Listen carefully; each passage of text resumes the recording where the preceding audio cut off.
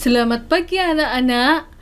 Pagi ini kita belajar dalam pembelajaran tema 4, subtema 1, PB4 untuk kelas 6. Adapun tujuan pembelajaran kita nanti, yang pertama, kalian mampu menyebutkan informasi penting dari teks eksplanasi. Kemudian, kalian mampu mengidentifikasi contoh keberagaman ekonomi dengan benar. Mari anak-anakku, kita memasuki pembelajaran pagi ini. Tahukah kamu, handphone merupakan salah satu bentuk globalisasi. Globalisasi membuat dunia tanpa batas. Kita bisa berkomunikasi dengan teman-teman kita di tempat yang berbeda. Nah, kalian nanti juga akan mengamati tentang manfaat atau dampak dari globalisasi. Di sini Ibu memiliki sebuah bacaan tentang globalisasi dunia tanpa batas.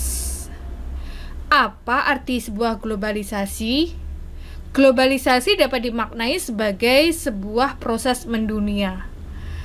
Seluruh bangsa dan negara di muka bumi ini semakin terhubung satu dengan yang lain, seakan tidak terpisah oleh batas wilayahnya.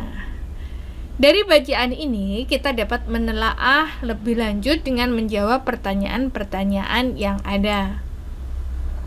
Yang pertama, apa yang dimaksud dengan ungkapan dunia tanpa batas?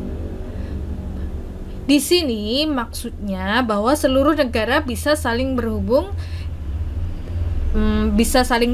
yang seakan-akan tidak terbatas oleh batas wilayah. Kemudian apa yang dimaksud dengan globalisasi dan contoh dalam kehidupan sehari-hari? Globalisasi adalah proses mendunia yang membuat setiap individu atau negara bisa saling terhubung tanpa terpengaruh oleh batas negara. Contohnya ada barang impor seperti handphone dan motor. Kita bisa mengobrol dengan orang lain yang berbeda daerah, menemui makanan dari negara lain, dan mengetahui berita yang terjadi di luar negeri. Kemudian apa pengaruh globalisasi yang kamu rasakan saat ini? Kita bisa memakai barang dari negara lain, berbicara dengan orang lain tanpa tatap muka, bisa mengonsumsi makanan dari negara lain, menonton film buatan luar negeri, dan sebagainya. Anak-anakku, itu tadi pengaruh globalisasi dan juga contoh dalam kehidupan sehari-hari. Nah, anak-anakku, tentunya di sekitar kita banyak sekali macam-macam kegiatan ekonomi masyarakat. Ada yang menjadi petani, ada yang menjadi pedagang, ada yang menjadi tukang cukur, ada yang menjadi karyawan toko, ada yang menjadi buruh pabrik. Anak-anakku, mengapa ekonomi setiap orang itu beragam? Karena setiap orang memiliki penghasilan yang berbeda-beda. Dan yang kedua, apa yang mempengaruhi keberagaman tersebut? Yang mempengaruhi keberagaman ekonomi yaitu karena keterampilan seseorang, peluang kerja, kemudian penghasilan, dan tingkat persaingan.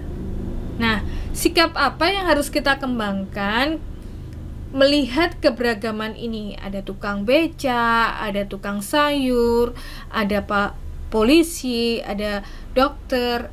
Bagaimana sikap kita? Kita seharusnya menghargai dan menghormati setiap orang tanpa memandang status ekonominya. Alangkah baiknya jika kita membantu orang-orang yang membutuhkan.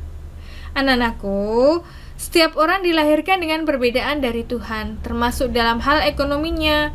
Keterampilan, pendidikan, dan sikap akan mempengaruhi kondisi perekonomian seseorang. Kita harus saling menghargai semua orang dengan keberagaman ekonomi yang berbeda. Ketika keluarga kita cukup berada, janganlah sombong, bantulah yang membutuhkan. Jika keluarga kita masih kekurangan, jangan malu dan iri dengan mereka yang mampu. Teruslah berusaha dan tingkatkan kemampuan diri. Itulah anak-anakku pembelajaran kali ini. Semoga bermanfaat. Sampai jumpa.